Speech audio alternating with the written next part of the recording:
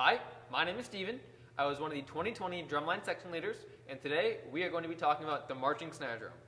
Now, the marching snare drum differs from what you probably know as the concert snare drum, which you would play in concert band or just regular band at school, because the marching snare drum, number one, is a lot deeper, it's a lot higher pitched as well, and it's a lot tighter. When I say tighter, I mean when you throw the stick or when you hit your stick, it's going to bounce back a lot easier. Watch this. That's the head throwing the stick back up at me. One other difference is in concert band at school, you probably hold your sticks in match grip. For the marching snare drum, we hold them in traditional grip. Now with the marching snare drum, there are three zones that you play in, depending on the dynamic or depending on the sound you want to get. You have your center of the drum, which is for your loud dynamics. And then as you get quieter, you will advance more and more toward the edge. So you could have your halfway toward the edge, or all the way at the edge for your quietest dynamics.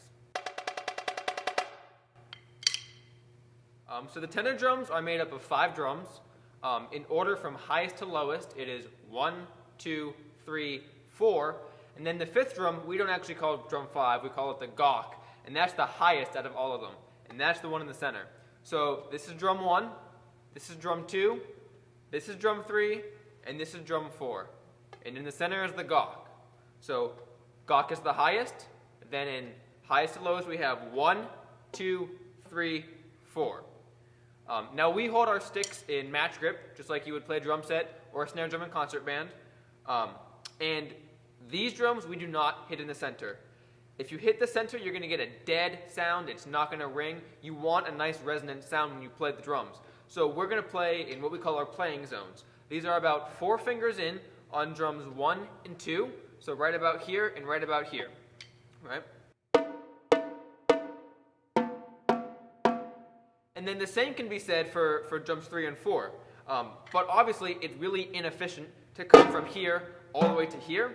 So you're going to play four fingers in from the side, about right here. And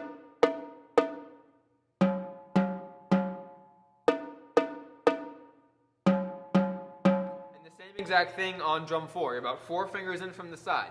That way, you're efficient and effective in getting from drum 2 to 4.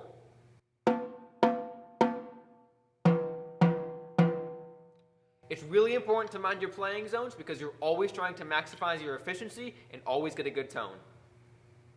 So in marching band, we have 4 or 5 pitched marching bass drums ranging from low to high, 5 being the lowest, number 1 being the highest. Here we have number 2, so this is the second highest. And when playing the marching bass drum, we hold in match grip with a slight variation. So you're probably used to holding match grip with your thumbs wrapped around like this. But what we want is our thumb to be up on the stick when we play marching bass drum, like this. Okay? So, with the playing zone for the marching bass drum is the center of the drum. That's where we're going to get the best tone, the best resonance. Now, you want your arm and your stick to make a 45-degree angle with the drum, much like this. You don't want this. This is really uncomfortable and awkward. And you don't want this either, right? This is not what you want. You want a 45, nice, relaxed, natural angle degree. When we play, this is the motion. Okay? Right in the middle, right in the center, without the stick. Much like this, and notice how my thumb is up like this. So when I'm on the stick, it's all natural.